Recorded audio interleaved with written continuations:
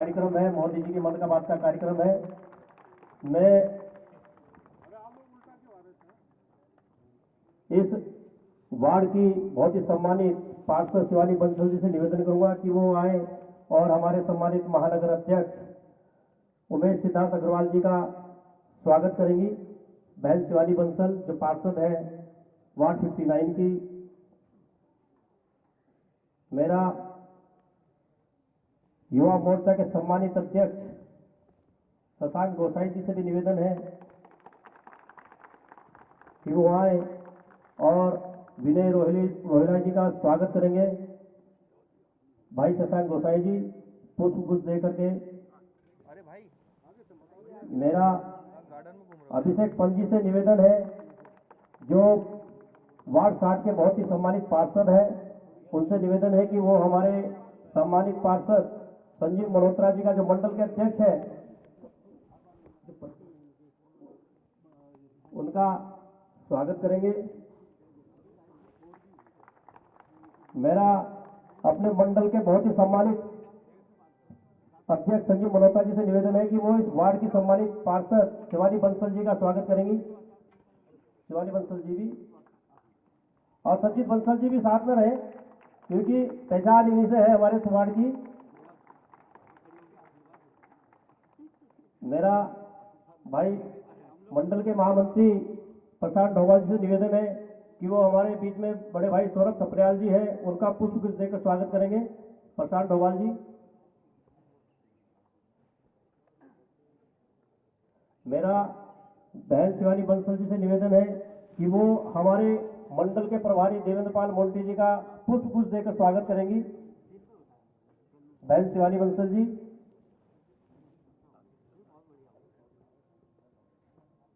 हमारे बीच में अनुज चौधरी जी है, मेरा उनसे अनुरोध है कि वो हमारे सीएम पुष्कर सिंह धामी जी का स्वागत करेंगे।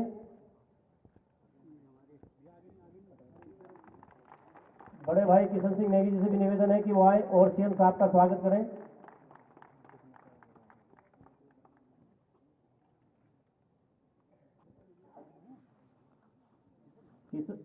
मेरा बड़े भाई किशन नेगी जी से स्वागत है कि वो स्वागत करें मुख्यमंत्री जी का।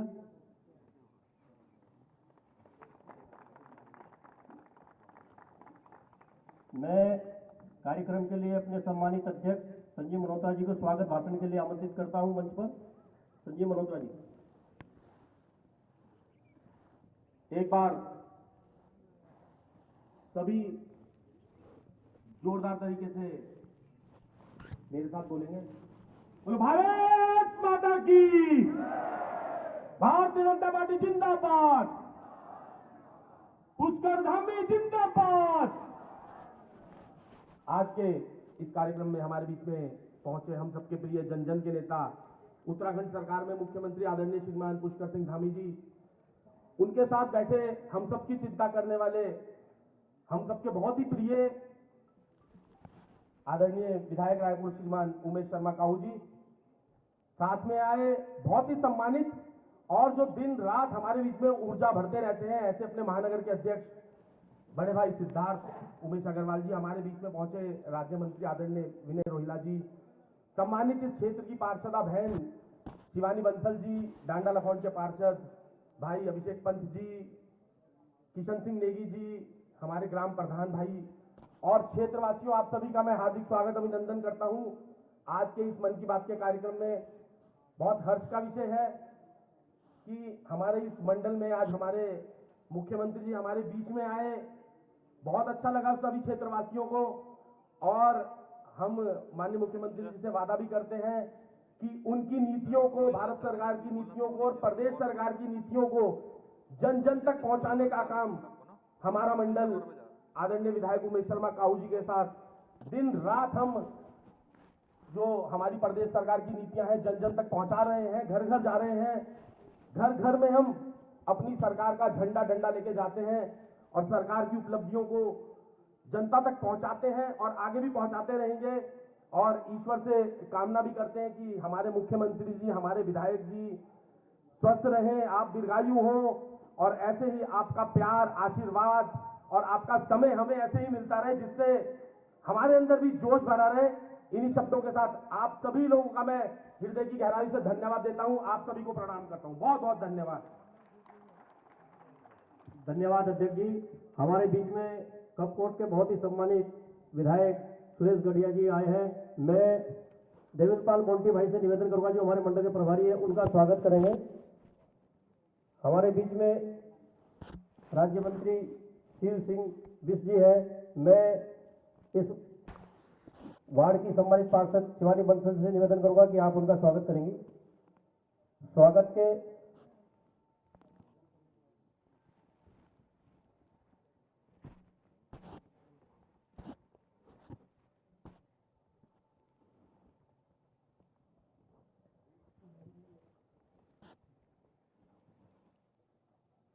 मैं जिनके वचन सुनने के लिए और जो हमारे इस कार्यक्रम के मुख्य अतिथि हैं, मैं इस प्रदेश के मुखिया पुष्कर सिंह धामी जी को मंच पर आमंत्रित करता हूं कि वो आए और आज के इस कार्यक्रम में आपको स्वागत बात करेंगे, आपको संवाद करेंगे।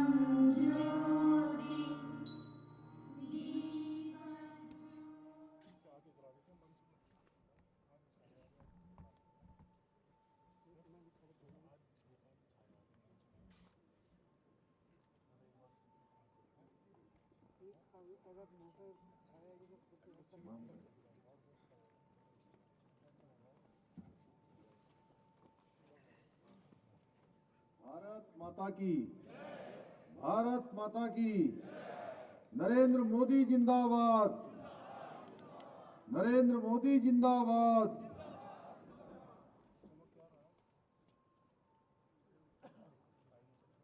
प्रधानमंत्री आदरणीय नरेंद्र मोदी जी के मन के एपिसोड के इस 110वें एपिसोड में तपोवन मंडल के इस प्रथम बूथ पर इस क्षेत्र के लोकप्रिय विधायक आदरणीय उमेश शर्मा काऊ जी और इस पूरे मन के एपिसोड के कार्यक्रम के हमारे संयोजक, टिहरी लोकसभा के प्रभारी, आपदा प्रबंधन समिति के हमारे उपाध्यक्ष श्री विनय रोहेला जी,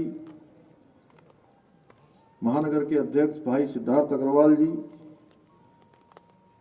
कपकोट विधानसभा के लोकप्रिय विधायक भाई सुरेश गढ़िया जी, श्री शिव सिंह बिष्ट जी,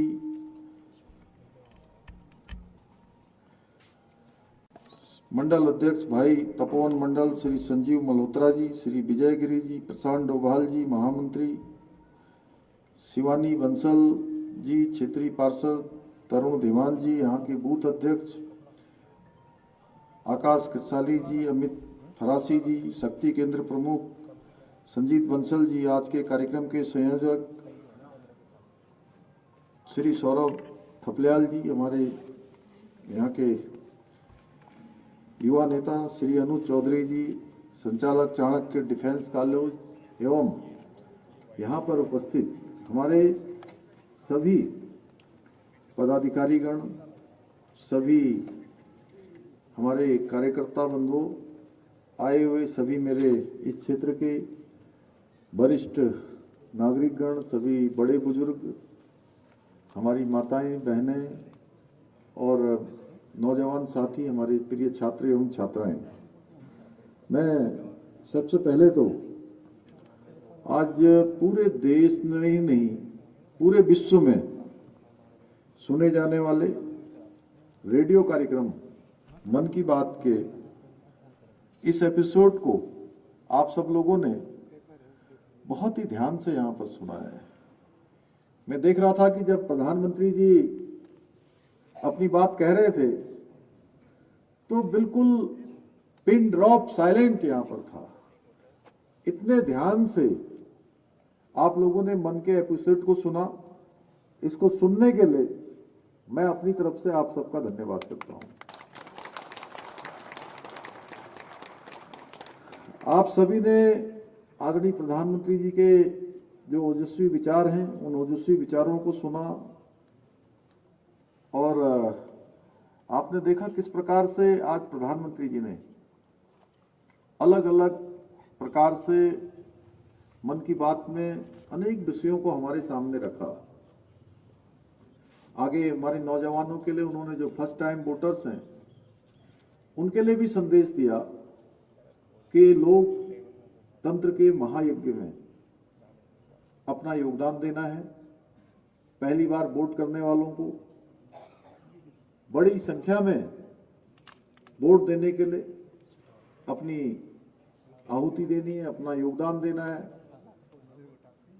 अपने को सम्मिलित करना है।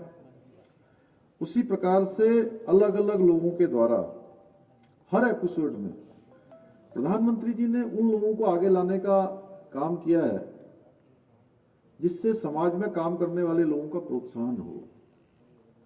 लगातार जो लोग किसी न किसी क्षेत्र में बहुत विशिष्टता से काम कर रहे हैं उनका प्रोत्साहन हो, उनको पहचान मिले और उनके प्रोत्साहन के कारण से उनके काम करने की जो सामर्थ्य है वो सामर्थ्य बढ़े, उनकी फ्रीक्वेंसी बढ़े, उनका हर प्रकार से मनोबल बढ़े। ऐसा प्रयास उन्होंने हर मन की बात में किया है।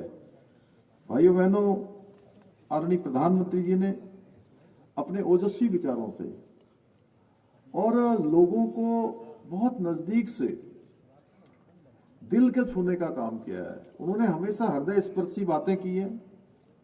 आज हम सब भी इस बहुत ही ऐसा कार्यक्रम, इसका नाम तो मन की बात है, लेकिन ये मन की बात नहीं बल्कि ये देश के जन जन की बात है, देश के गौरव की बात है, मां भारती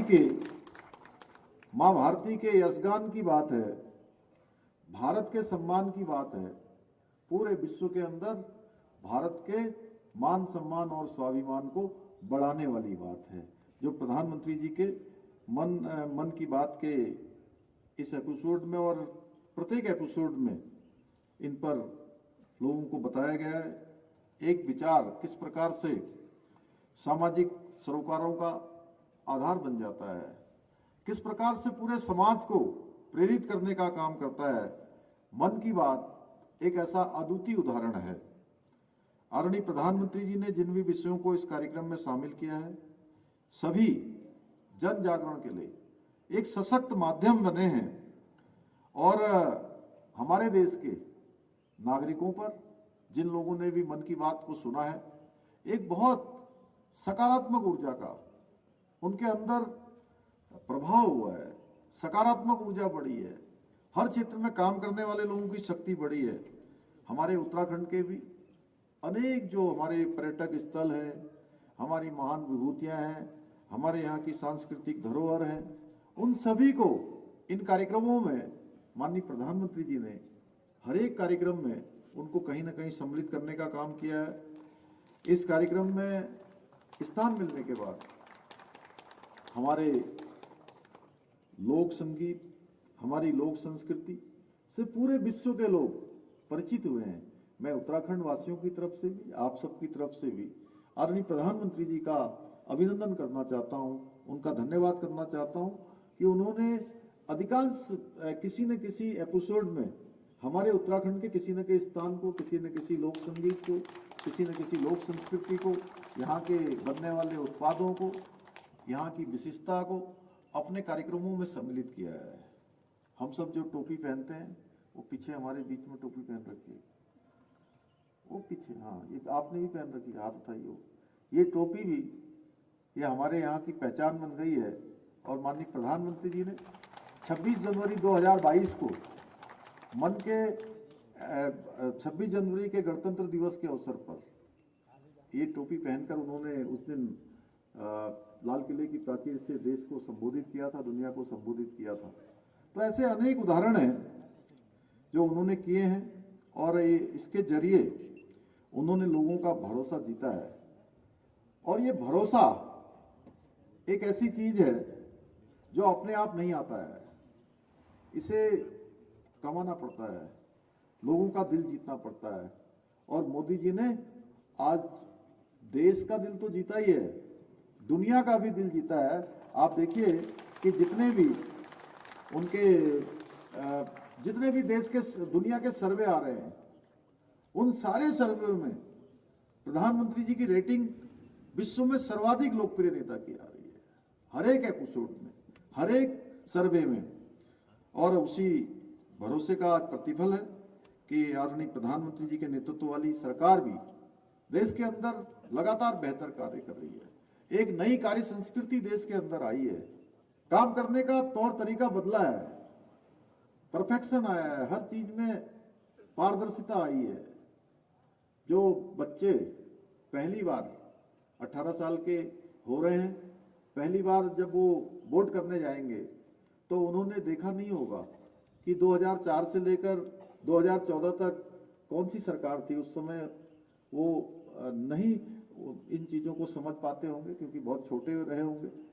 और 2004 में पैदा होने वाले बच्चे तो वैसे भी जो है उन्होंने नहीं देखा होगा, जो 18 साल के आज हो रहे हैं पहली बार मत का प्रयोग करने वाले हैं, कि उस समय की सरकार किस प्रकार से घोटाला करती थी, किस प्रकार से लोगों के बीच में वैमनस्य फैलाने का काम करती थी, तमाम प्रकार से लोगों के बीच में दरार डालने का काम करती थी। देश किस कार्य संस्कृति से गुजर रहा था, घपलों घोटालों को देश के नाम से हम जाने लगे थे। सड़कों की स्थिति क्या थी देश के अंदर, जो आज अच्छे अच्छे हाईवे बन गए हैं, अच्छी अच्छी सुविधाएं बन गई हैं, अच्छे अच्छे स्वास्थ्य के क्षेत्र में, अच्छे अच्छे आज एजुकेशन के फील्ड में, तमाम सारे नए जो काम आज हम सबके सामने हैं। तो वो नई पीढ़ी के सामने उस समय की स्थिति नहीं है। तब का भारत कैसा था, आज का भारत कैसा है, 2014 के भारत से जब हम तुलना करते हैं 2024 के भारत की, तो अंतर साफ दिखाई देता है कि इन 10 सालों में किस तेजी से हम आगे बढ़े हैं।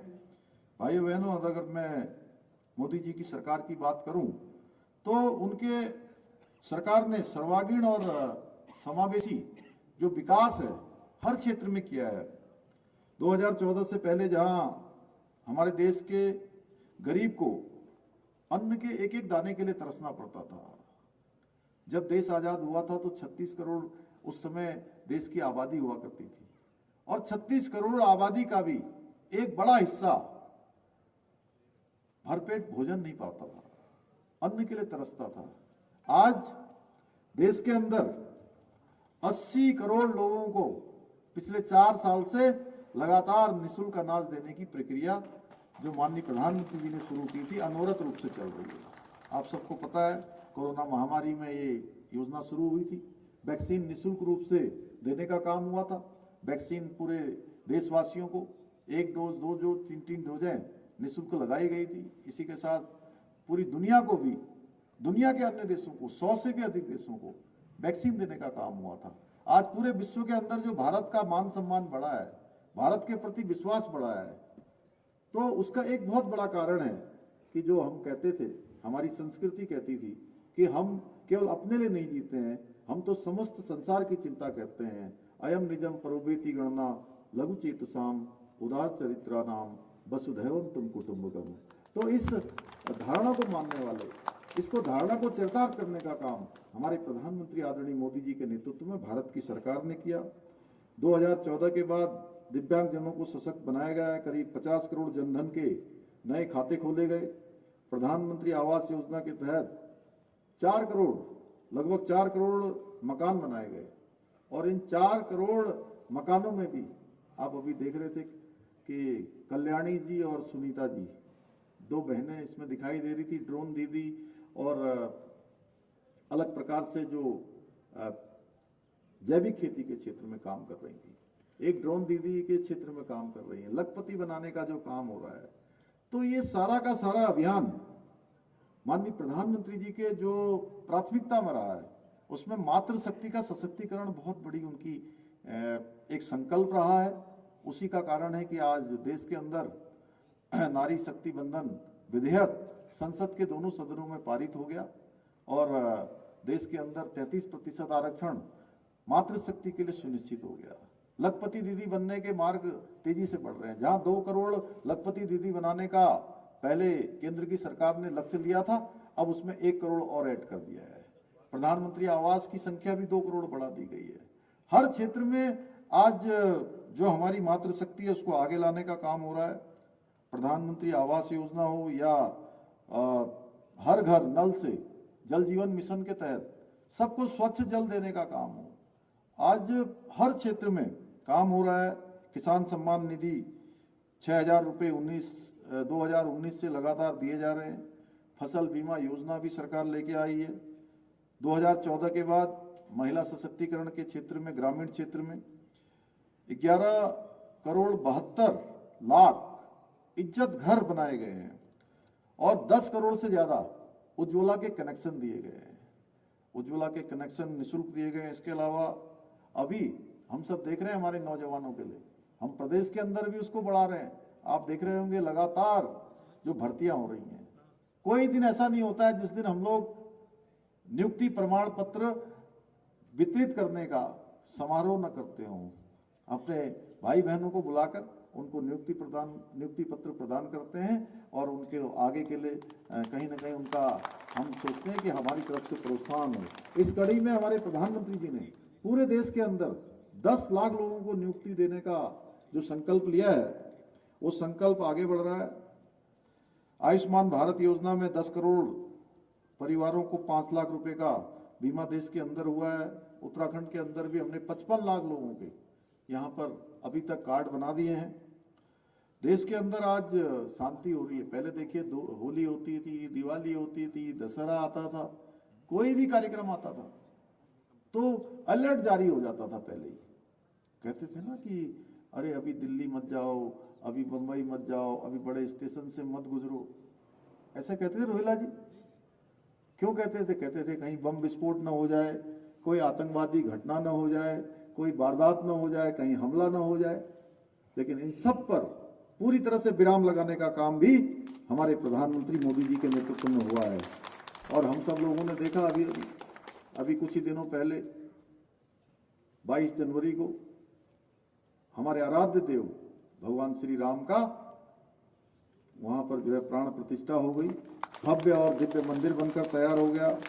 बनारस में काशी विश्वनाथ कॉरिडोर बन गया, उज्जैन में महाकाल लोक बन गया, उत्तराखंड में बाबा केदार का पुनर्निर्माण और नवनिर्माण तेजी से आगे बढ़ गया। बद्रीनाथ जी में मास्टर प्लान पर काम तेजी से हो गया। हेमकुंड साहब जाने के लिए रोपवे का शिलान्यास हो गया, केदारनाथ जाने के लिए रोपवे का शिलान्यास हो गया। और जहां पूरा केदारखंड 4 धाम तेजी से आगे बढ़ रहा है, सड़कों के क्षेत्र में, रेल के क्षेत्र में, हवाई सुविधाओं के क्षेत्र में, स्वास्थ्य के क्षेत्र में, वहीं मानस खंड में भी भारत के सुदूरवर्ती क्षेत्र में कैलाश मानसरोवर जाने वाले रास्ते से पहले भारत के आदि कैलाश का भी दर्शन माननीय प्रधानमंत्री जी ने कर दिया और पूरी दुनिया का ध्यान आदि कैलाश पार्वती कुंड की तरफ चला गया। पूरी दुनिया के लोगों का आकर्षण आने की जो संख्या है वो बहुत तेजी से बढ़ रही है। बड़ी संख्या में लोग आज उत्तराखंड की ओर रुख कर रहे हैं। तमाम सुविधाएं बनाने का काम वहां पर अब हम लोग कर रहे हैं। इसके साथ साथ आपने देखा होगा एक बहुत बड़ी बात उन्होंने प्रधानमंत्री जी ने देहरादून में जब वो आए थे, हमने जो ग्लोबल इन्वेस्टर समिट किया, आपने देखा देहरादून तेजी से बदला है। और ये ग्लोबल इन्वेस्टर समिट हमारे राज्य के लिए एक बड़ी आगे के लिए हमारे लिए एक बहुत बड़ा अवसर है। इसकी शुरुआत हुई है 3.5 लाख करोड़ से भी ज्यादा के अभी MOU हमारे साथ लोगों ने किए हैं। 50 से भी दुनिया के अधिक देशों के प्रतिनिधियों ने अपना उद्योग लगाने के लिए, अपना व्यापार करने के लिए, अपना निवेश करने के लिए उत्तराखंड की ओर रुख किया है। और ये इसके पीछे भी हमारा हेतु था कि लोग आए यहाँ पर उद्योग लगाएं, हमारे नौजवानों को, हमारे भाई बहनों को जिन्होंने अपनी तमाम स्किल प्राप्त की हैं, तमाम प्रशिक्षण लिए हैं, उनको अपने घर के पास रोजगार का अवसर मिले, उनको स्वरोजगार का अवसर मिले, उनकी आजीविका बढ़े, राज्य की आर्थिकी बढ़े। और इसके साथ साथ प्रधानमंत्री जी का मैं धन्यवाद करना चाहता हूं कि उन्होंने पूरी देश दुनिया के लोगों से आह्वान किया। पहले आप देखते हैं एक प्रचलन देश के अंदर बन गया कि सामर्थ्यवान है, पैसा है तो विवाह करेंगे, मंगल कार्य करेंगे, कोई थाईलैंड जाएगा, कोई हांगकांग जाएगा, कोई और जगह जाएगा। उन्होंने कहा कि मैं देशवासियों से कहना चाहता हूं कि अपने घर के मंगल कार्य करने के लिए, वैवाहिक कार्यक्रम करने के लिए पूरे भारत में सबसे उपयुक्त स्थान कोई है तो देवभूमि उत्तराखंड है। वेडिंग डेस्टिनेशन भी उन्होंने हमको दिया है, इसके लिए भी मैं उनका धन्यवाद करना चाहता हूं। हम उस दिशा में काम भी कर रहे हैं, सरकार उस दिशा में काम कर रही है कि लोग आएंगे यहाँ पर, हम उनके हिसाब से इंफ्रास्ट्रक्चर डेवलप करने की दिशा में आगे बढ़ रहे हैं।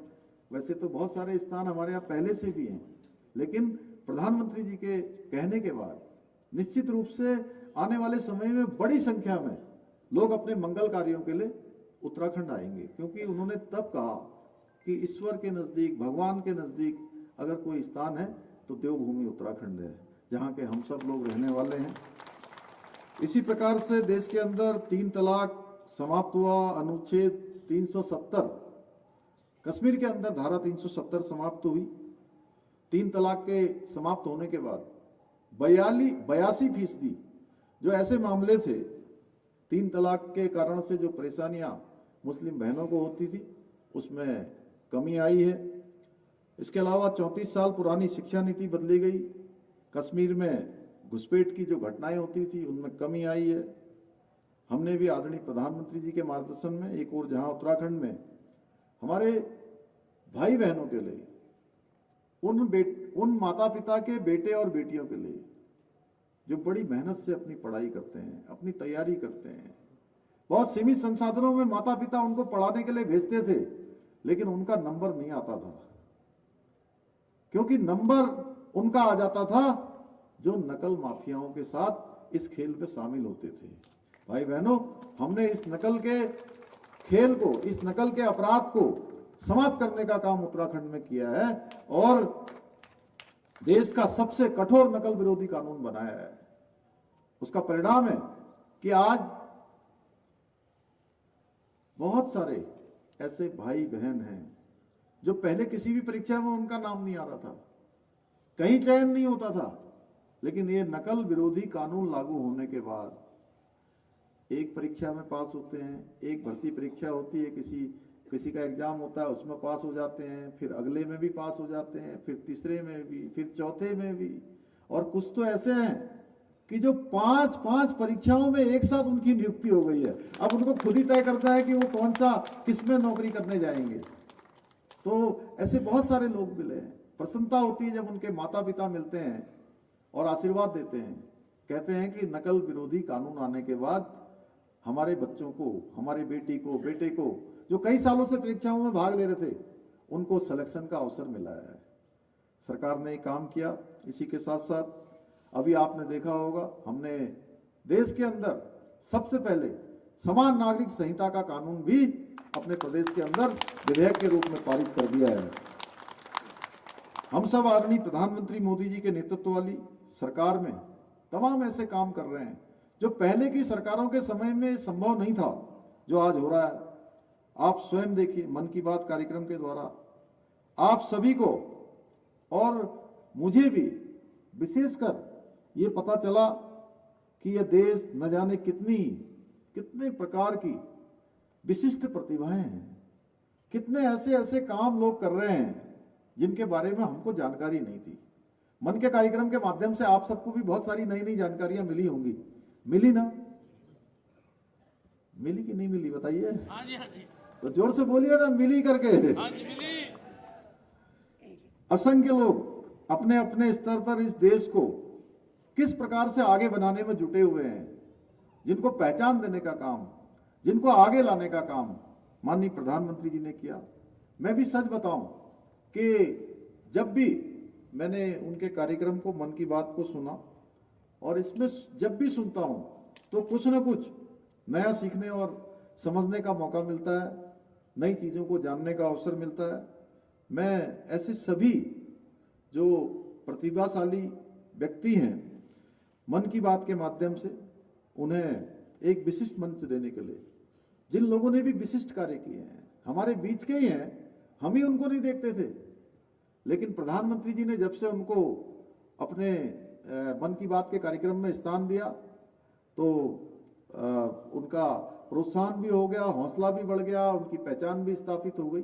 मैं आदरणीय प्रधानमंत्री जी का इसके लिए अभिनंदन करता हूं, उनका धन्यवाद करता हूं, और अंत में आप सभी से एक बात जरूर कहना चाहता हूं, अपील करते हुए कि आदरणीय प्रधानमंत्री जी ने सफलता के जो बीज मंत्र मन के कार्यक्रम के द्वारा बताए हैं, उनको हम सभी अपने जीवन में अवश्य आत्मसात करेंगे।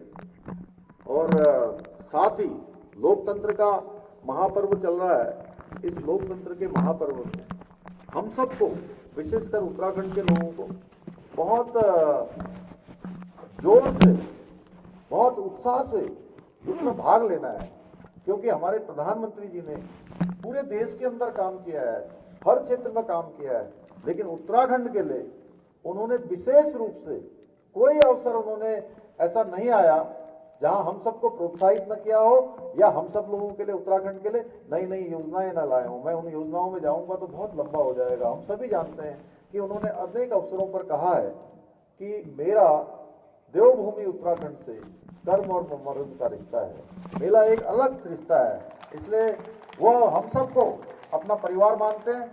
तो उनको तीसरी बार प्रधानमंत्री बनाना है, और तीसरी बार जब वो देश के प्रधानमंत्री बनेंगे तो भारत जो 11वें नंबर से 5वें नंबर की अर्थव्यवस्था बना है, 5वें नंबर से तीसरे नंबर की अर्थव्यवस्था बनेगा, और हमारा उत्तराखंड भी आगे बढ़ेगा, हर क्षेत्र में पूरा देश आगे बढ़ेगा।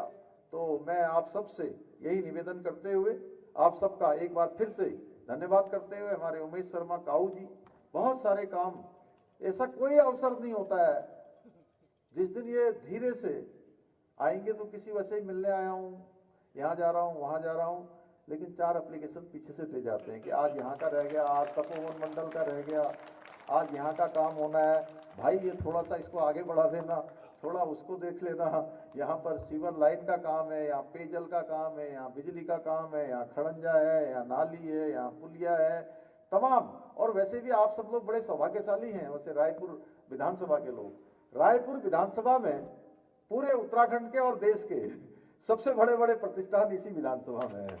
तो मैं एक बार फिर से आप सबका धन्यवाद करते हुए, आगे के लिए आप सबको शुभकामनाएं देते हुए मैं अपनी बात समाप्त करता हूं। बहुत बहुत धन्यवाद।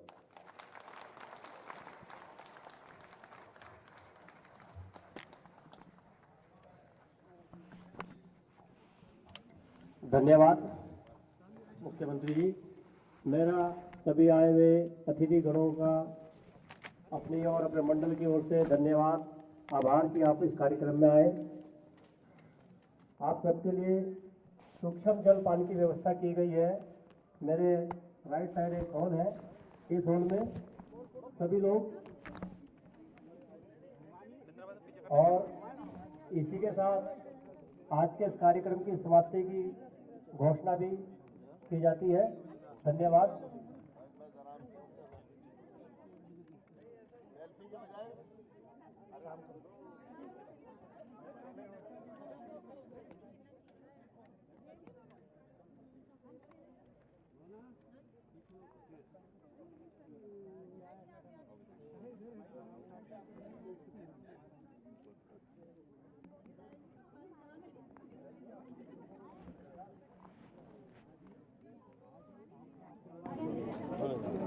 आगे पीछे ठीक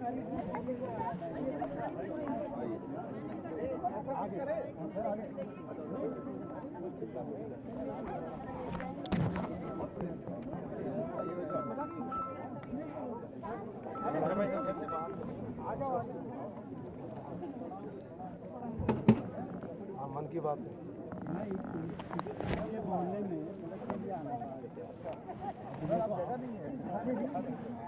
इधर से चलते